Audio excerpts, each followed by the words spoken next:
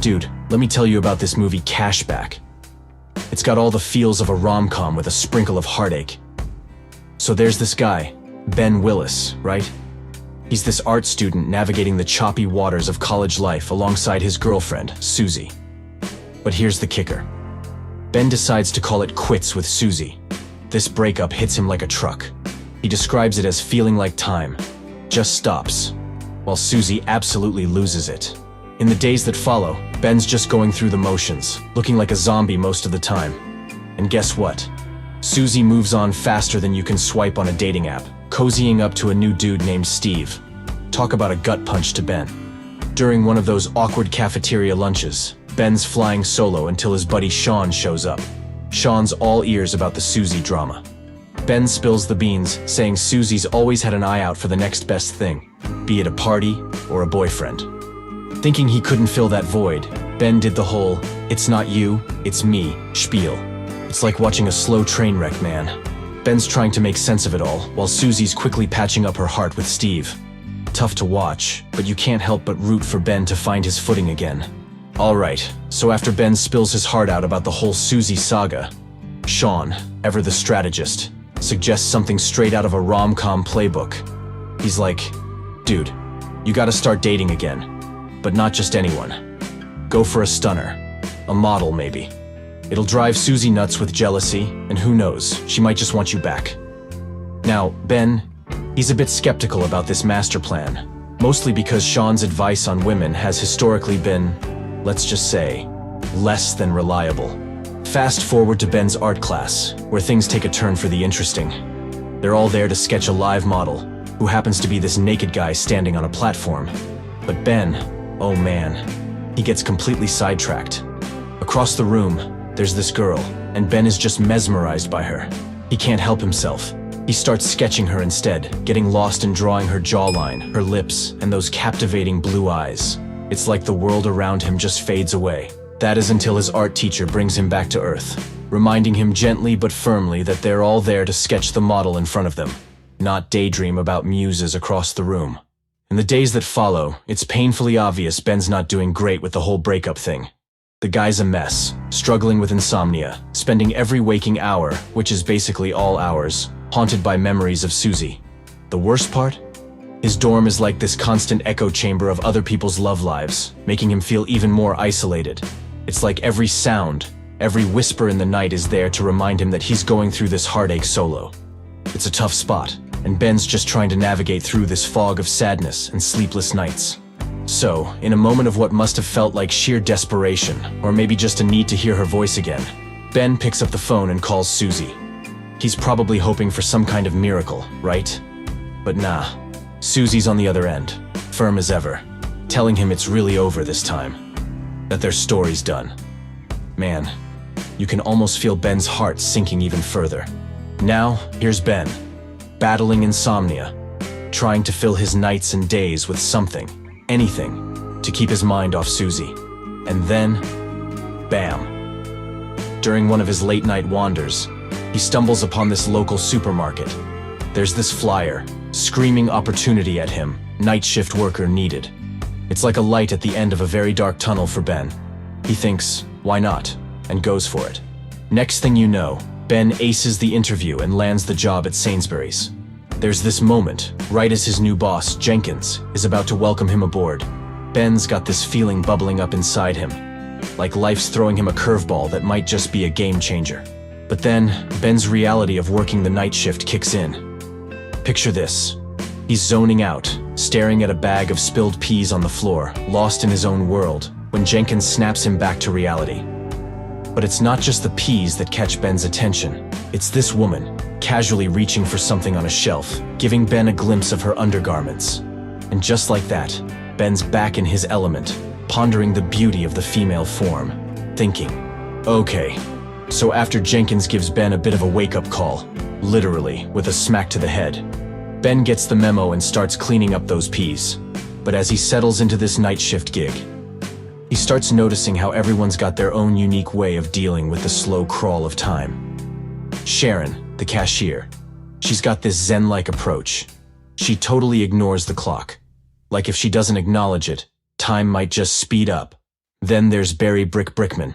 Yeah, that's his name. And his buddy Matt Stevens. These two are like the class clowns of the supermarket, always up to something. Their latest prank?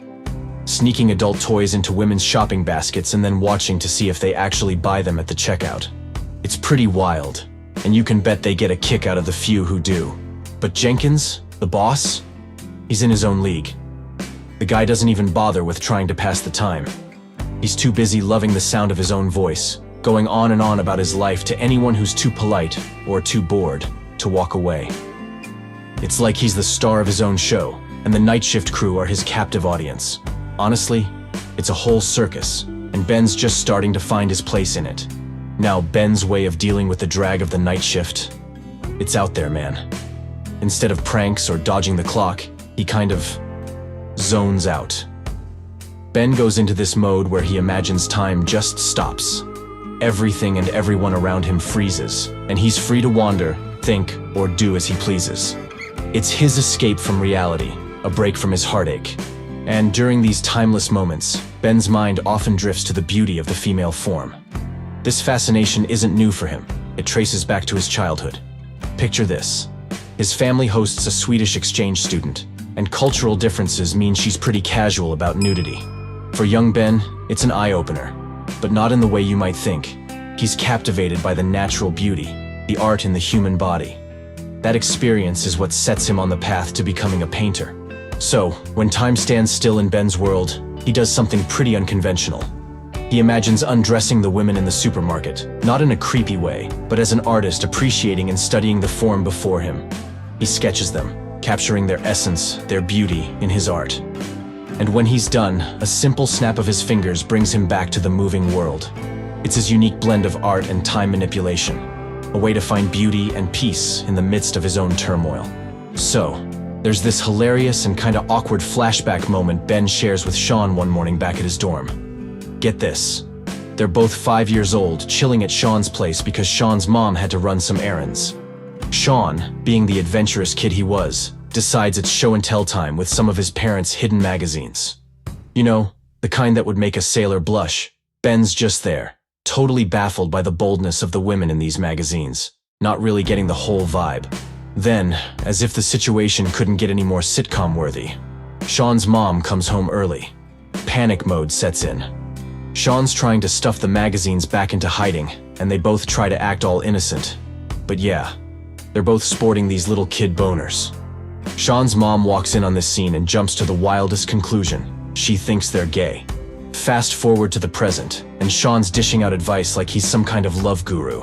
He tells Ben he needs to find himself a few Natalies.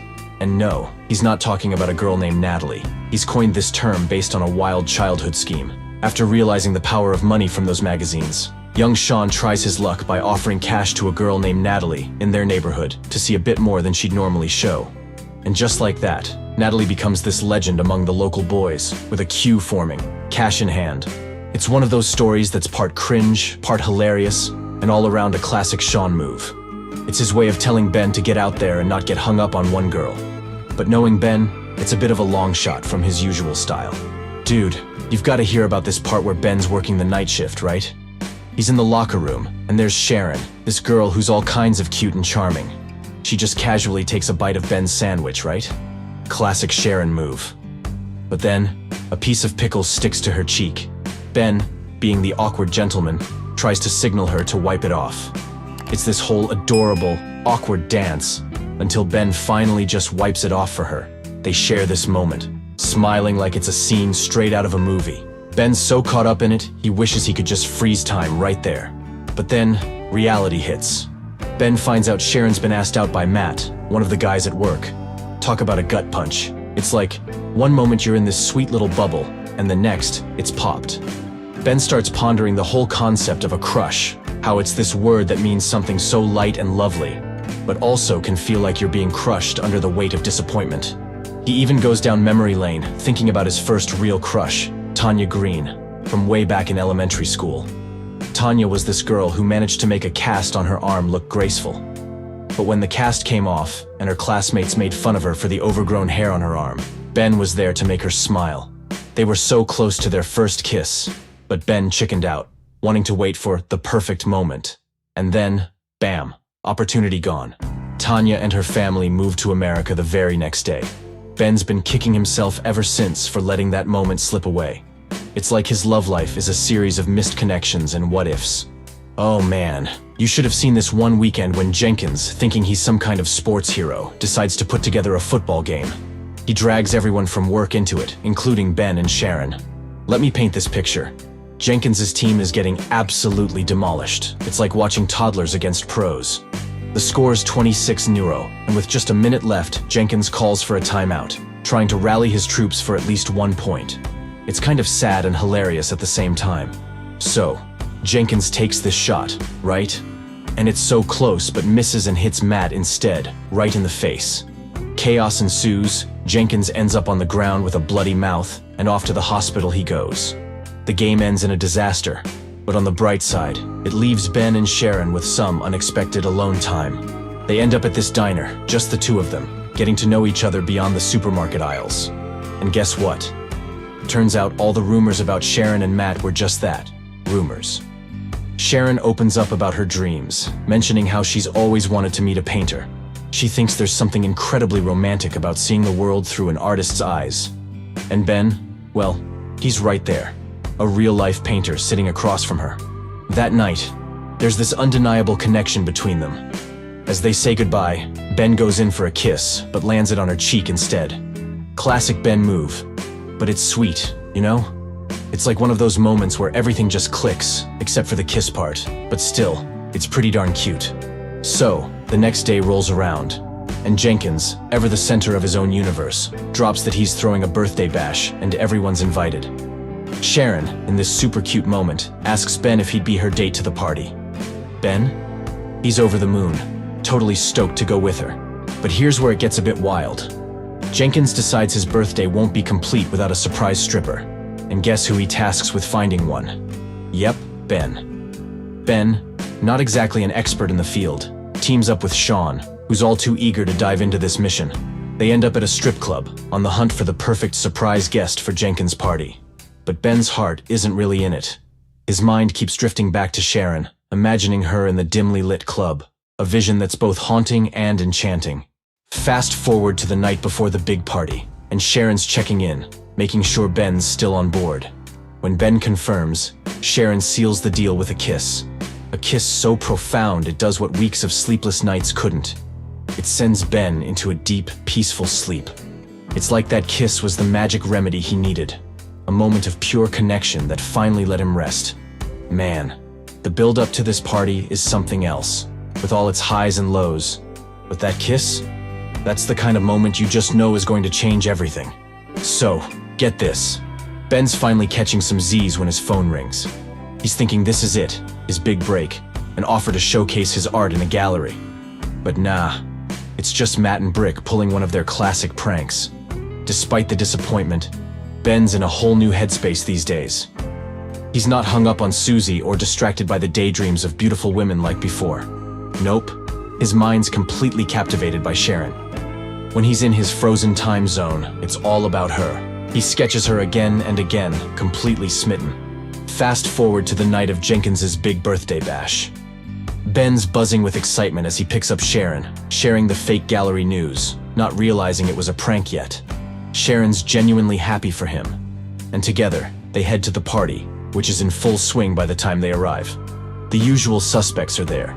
Sean striking out, Matt and Brick causing a scene on the dance floor, and Jenkins playing DJ. But then, plot twist, Ben spots Susie, and it turns out her new guy Steve is actually Jenkins's brother. Talk about a small world. Despite the awkward run-in with Susie, Ben and Sharon manage to shake it off and dive into the party vibe. And just when you thought the night couldn't get any more wild, the surprise stripper makes her grand entrance, putting on quite the show for Jenkins. But the real kicker? After her performance, she and Sean recognize each other. She's Natalie, the girl from Sean's Money for a Peek scheme back when they were kids. The two of them reconnect like no time has passed, hitting it off instantly amidst the party chaos. It's one of those you can't make this stuff up moments that just adds to the night's unpredictability. So, there's Ben, minding his own business in line for the bathroom, when out of nowhere, Susie shows up trying to patch things up with a kiss. Meanwhile, downstairs, Sharon's dealing with Jenkins making his moves, and Brick's about to turn the party into a stunt show with his box riding antics down the stairs. It's all happening at once, right? But then, as Brick's doing his thing, Sharon catches that kiss between Ben and Susie from upstairs, and man, she is not having it. She storms off, furious. Ben, in a panic, tries to go after her, even using his time-stopping trick to stay by her side, hoping to fix things. But it's like he's stuck in this frozen moment, realizing he can't change what just happened. After what feels like an eternity, he lets time resume and tries to explain everything to Sharon at her apartment. But Sharon's hurt, angry, and just not ready to hear him out. Ben's left alone, his insomnia hitting him hard again, and Sharon's absence at work is like this constant reminder of what he's lost. Then, there's this twist. Ben visits the gallery Matt and Brick pranked him about, only to learn there was never an appointment. But fate has a funny way of playing its hand. The gallery owner catches a glimpse of Ben's sketches of Sharon and sees something special. Just like that, Ben's offered a real shot to display his art. It's a bittersweet moment, you know. Amidst all the chaos and heartbreak, Ben's art, inspired by Sharon, opens a new door for him. It's like, even in the messiest parts of life, there's a silver lining waiting to be found. In a twist that feels like something out of a movie, Sharon gets this fancy invitation to Ben's art show, a frozen second. Despite all the drama, the anger, she's curious. She steps into the gallery that evening and is floored. Everywhere she looks, there's her face, her figure. It's all Sharon, captured in hundreds of Ben's paintings. It's like stepping into a world where she's the muse, the star. The moment she and Ben lock eyes, it's electric. Ben starts to spill out an apology, trying to untangle the mess from the party, but Sharon stops him. The paintings speak volumes, telling a story deeper and more profound than any apology could. Words are suddenly unnecessary. Then, in a moment, straight out of Ben's daydreams, he kisses her and time does its magic trick again. It stops. Only this time, Sharon's right there in the stillness with him. They step out into a scene straight from a winter fairy tale, snowflakes hanging midair like stars waiting for a wish. They kiss again, and it's like the world is theirs alone. In that timeless moment, Ben's flooded with a realization. Love, that elusive, maddening, beautiful thing, is always around. Sometimes, you just need to pause, take a breath, and look around. Or you might just miss it. It's a poignant reminder that amidst life's chaos, love remains a constant, waiting to be found, cherished, and held close. And there you have it, the captivating journey of Cashback, a film that artfully intertwines the complexities of love, time, and the beauty of the human form. As we've seen, Ben's unique ability to stop time allows him not only to escape from the pain of a breakup, but also to explore and appreciate the world and people around him in a more profound way. Yet, it's his emotional journey, his quest for understanding and connection, that truly resonates with us. From the humorous antics at the Sainsbury's night shift to the deep introspective moments of frozen time, Cashback offers a unique blend of drama, romance, and a sprinkle of magical realism. If you found this film as intriguing as we did, don't forget to hit that like button and subscribe to our channel for more movie recaps and reviews. Your support helps us bring more content like this to you. Now, for a bit of a brain teaser to get the comments section buzzing, do you think the ability to stop time would ultimately bring more joy or sorrow into your life? Imagine the possibilities, the moments you could savor, but also consider the isolation that might come with such power. Share your thoughts down below. We're eager to hear your take on this timeless dilemma.